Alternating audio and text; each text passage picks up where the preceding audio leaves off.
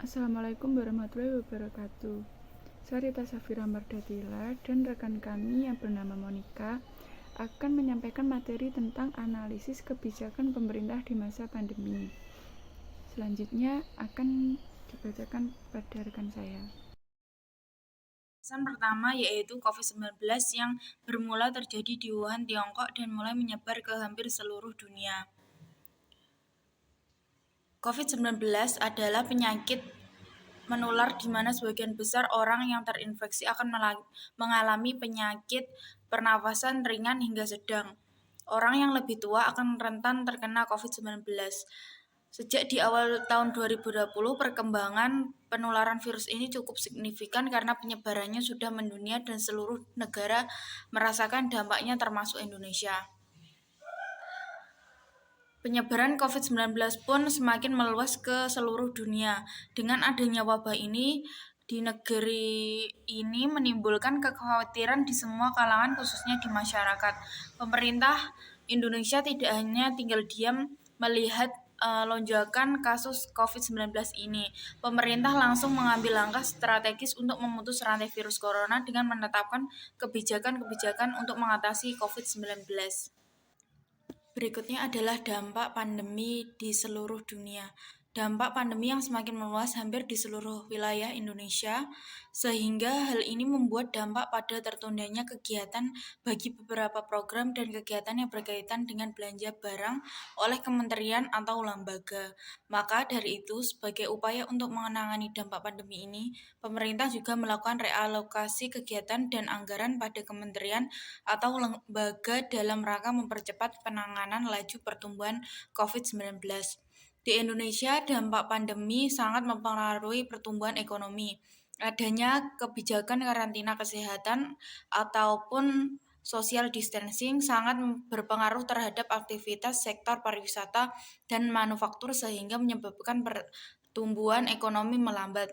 Tenaga kerja berkurang, pengangguran dan kemiskinan meningkat dan akan menyebabkan penerimaan negara berupa pajak berkurang. Kelangkaan dan terlambatnya bahan baku dari Cina dapat menyebabkan kenaikan harga produk dan memicu inflasi.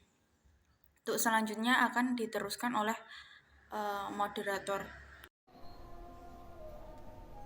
Materi yang ketiga yaitu kebijakan pemerintah dalam menangani pandemi COVID-19.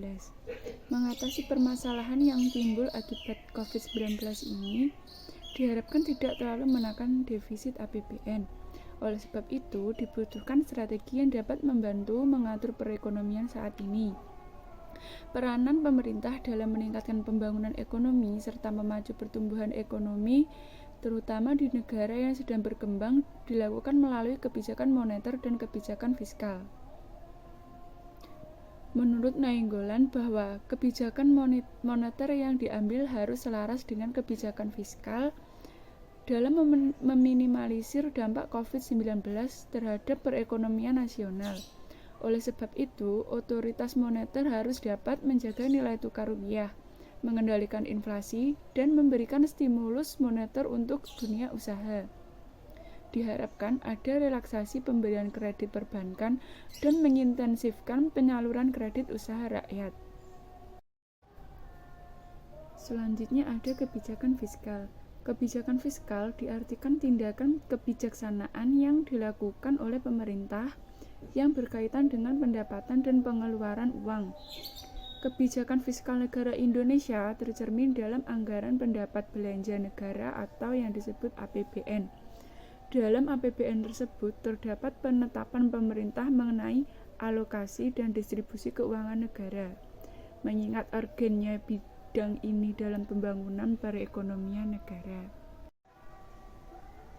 Adapun upaya-upaya pemerintah dalam mengalokasikan sumber-sumber daya yang ada dalam perekonomian pada peran alokasi dapat dilakukan secara langsung berupa belanja barang untuk keperluan pertahanan dan pendidikan atau secara tidak langsung baik melalui pajak dan subsidi guna mendorong kegiatan-kegiatan ekonomi tertentu.